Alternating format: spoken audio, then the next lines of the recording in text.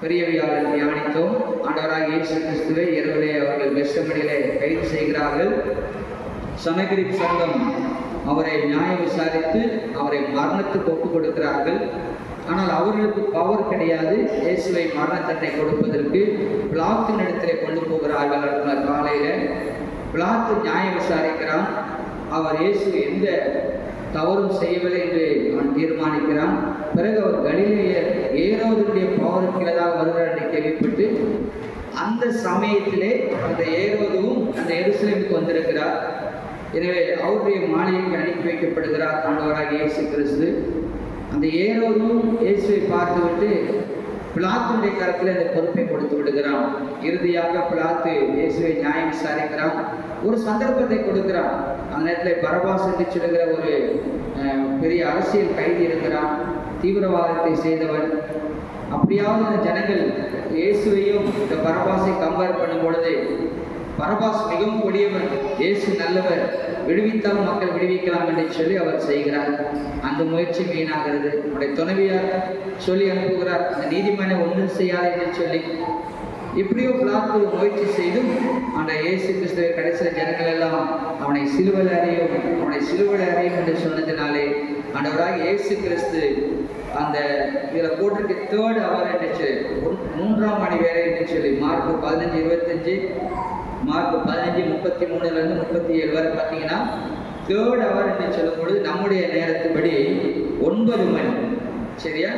அந்த 9 மணியிலிருந்து கடைசியாக 9th அவர் 9ஆம் மணி நேரம் வரை என்று சொல்லும் பொழுது 3 மணி. அங்கே 9 மணி தொடங்கி 3 மணி வரை ஆண்டவராக இயேசு கிறிஸ்து அந்த சிலுவையிலே தொங்கினார். அந்த கொல்கதா என்று சொல்கிற அந்த மலையிலே அவரை கொலை செய்தார்கள். வலது பக்கத்தில் ஒரு கல்லனாகவும் இடது பக்கத்தில் ஒரு கல்லனாகவும் அங்கே வைத்து சிலுவையில் அடித்தார்கள் என்று சொன்னால் இயேசு கிறிஸ்துவனுடைய தீர்க்க தரிசனத்தினுடைய நிறைவேறு. அவர் அந்த திருடர்கள் மத்தியிலே அவர் சிலுவையில் அடிக்கப்பட்டார். அந்த நேரத்தில் அவர் 7 வார்த்தைகளை சொன்னார். இன்றைக்கு இந்த குட் ஃப்ரைடேயினுடைய நோக்கம் என்ன? இது வருடம் நாம் தியானிக்கிறோம் என்று சொன்னார். என்ன சொன்னால், commitment of Good Friday is to tie with Christ. இந்த பெரிய புனித வெளியினுடைய பிரதான நோக்கம் என்ன என்று சொன்னால், நாமளும் இயேசு கிறிஸ்துவோடு மரிக்க வேண்டும். அப்போ ஈஸ்டர்லே நாம் உயிர் தருவோம். இதை பவுல் அப்போஸ்தலன் சொல்லுகிறார், இனி நான் அல்ல கிறிஸ்துவே என்னில் பிழைத்திருக்கிறார், நான் கிறிஸ்துவுடனே கூட சிலுவையில் அறையப்பட்டேன், இனி நான் அல்ல என்று சொல்லுகிறார்.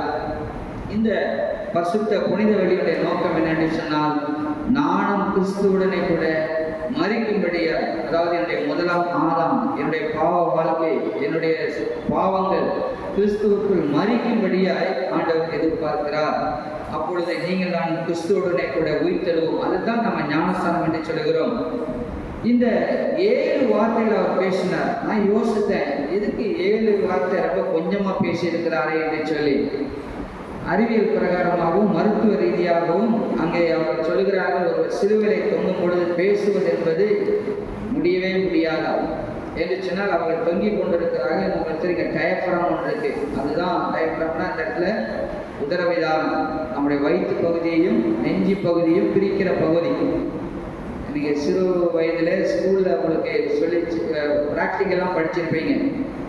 2 பலூன் உள்ளே இருக்கும், 2 ஹோல் வெளியே இருக்கும். வெளியே ஊதுனா உள்ளே இருக்க பலூன் விரியும், உள்ளே இருக்க பலூன் சுருகுனா வெளியே இது காற்று உள்ளே போகாது. அப்படிதான் நம்ம சுவாசிக்கிறோம். அது நீங்கள் விதமாக புரிந்து கொள்ள தெரியல.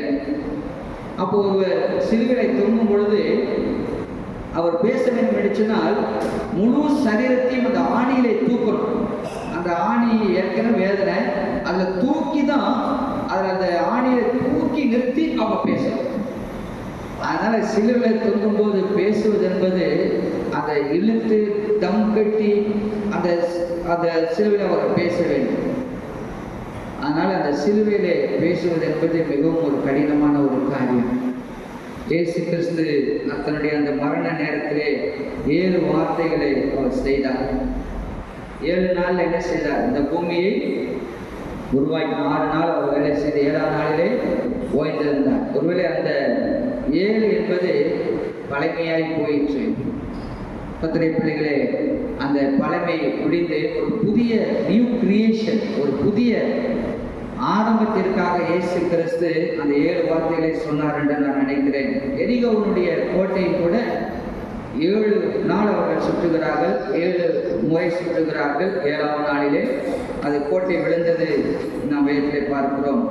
அது மட்டுமல்ல, வெளிப்படுத்தலே 7 ட்ரம்பட், 7 எக்காலங்கள் ஊதப்படும். ஒவ்வொன்றாய் ஊதி முடிக்க இந்த பூமியுடைய நியாய தீர்ப்பு முடிவடைகிறது அங்கே பார்க்க முடியும். அடுத்து 7வது வருடம், இந்த சாபத்தட்டிக்கல் இயர் என்று சொல்லுவார்கள். அங்கே வேலூரில் சிஎம்சியில் 7 வருடம் ஒரு ஸ்டாஃப் தொடர்ந்து வேலை செய்தால் 8வது வருஷம் அவர்களுக்கு லீவ் கொடுத்துருவாங்க. அந்த நேரங்களே அநேக சிஎம்சி ஸ்டாஃப் வெளிதேசத்தில் சென்று சம்பளத்தோடு லீவ் கொடுப்பாங்க. அது சாபத்தட்டிக்கல் இயர் என்று சொல்வார்கள். அதாவது ஒருவேளை அந்த ஓய்வின்காரை ஆண்டவர் தன்னுடைய ரட்சிப்பை உண்டாக்கி, அவர் ரட்சிப்பை சம்பாதித்து அவர் ஓய்வெடுப்பதை கூட இந்த 7 வார்த்தைகள் அவர் பேசுகிறார்.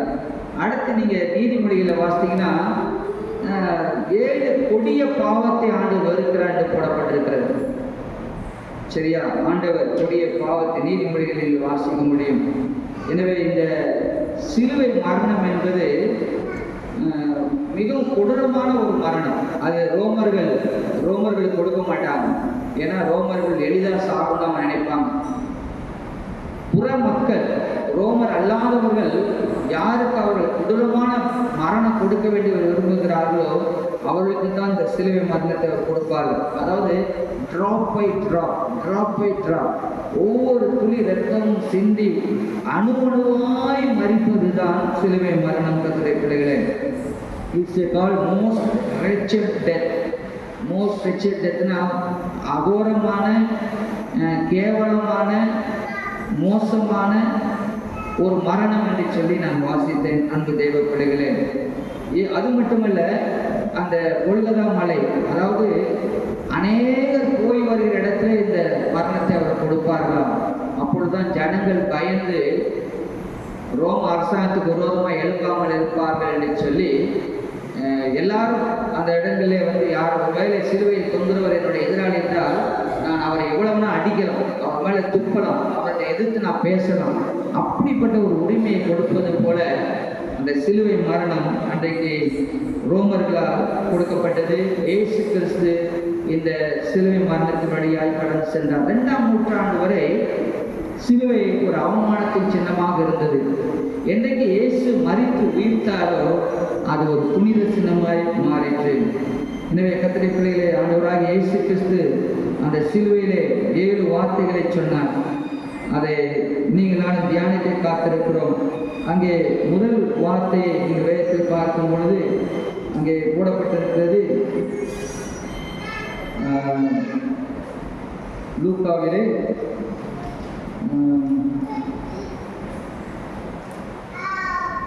23ஆம் அதிகாரம் 34வது வசனம்.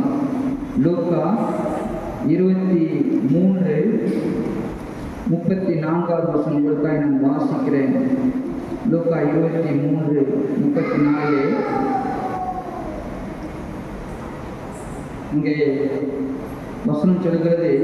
33 முதலாவது அபார ஸ்தலம் என்று சொல்லப்பட்ட இடத்தில் அவர்கள் சேர்ந்த பொழுது அங்கே அவரையும் அவருடைய வலது பக்கத்தில் ஒரு குற்றவாளியையும் அவருடைய இடது பக்கத்தில் ஒரு குற்றவாளியும் சிலுவையில் அறைந்தார்கள். அப்பொழுது இயேசு, பிதாவே இவருக்கு மன்னியும், தாங்கள் செய்கிறது இன்னதென்று அறியாதிருக்கிறார்கள் என்றார். அவருடைய வஸ்திரங்களை அவர்கள் பங்கிட்டு சீட்டு போட்டார்கள். அன்பு தெய்வ பிள்ளைகளே, ஆண்டவராய் இயேசு சிலுவையில் சொன்ன அந்த 7 வார்த்தைகள் நான் சொன்னேன் பேசுவது கடினம். அந்த நேரத்திலும் அவர் சத்தத்தை உயர்த்தி இந்த வார்த்தைகளை பேசியிருக்கிறார். இந்த புனித வழியுடைய பிரதான நோக்கம் நாம் கிறிஸ்துவோடு கூட மரிக்கும் பொழுது கர்த்தருடைய பிள்ளைகளை நீங்கள் நான் கிறிஸ்துவோடு கூட எழுப்பப்படுவோம். ஜெபிப்போமா? தகப்பனே, இந்த நாளுக்காய் கிருபைக்காய் நன்றி செலுத்துகிறோம். அப்பா, இந்த புனித வழி நாளை நாங்கள் காணும்படியாய் செய்து ஆண்டவரே, நீர் எங்களுடைய பாவங்களுக்காய் மரித்து உங்களுடைய பாவம் தான் நம்மை கொடிய சிலுவையிலே அறைந்தது. ஆண்டவரே, நாங்களும் பவுலுக்கு சொல்லுகிறது போல கிறிஸ்துவுக்குள் மரிக்கவும் உமக்குள் நாங்கள் உயிர்த்தெழவும் எங்களுக்கு உதவி செய்யும். எங்களுடைய பாவங்களுக்கு மனம் திரும்பவும் உங்களுடைய தெய்வ பிள்ளை இந்த நாளை நாளிலே சத்தியத்தை கொடுக்க காத்திருக்கிறார்கள். எங்களுக்கு உதவி செய்யும்படியாய் ஜெபிக்கிறோம். தியானத்தை நடத்துகிற பிள்ளைகளை ஆசீர்வதி. இயேசு மூலம் வேண்டிக் கொள்கிறோம் பிதாவே. ஆமென், ஆமென். நாம் முதல் வசன தியானத்திற்கு போவதற்கு முன்னதாக நாம் எழுந்திருந்து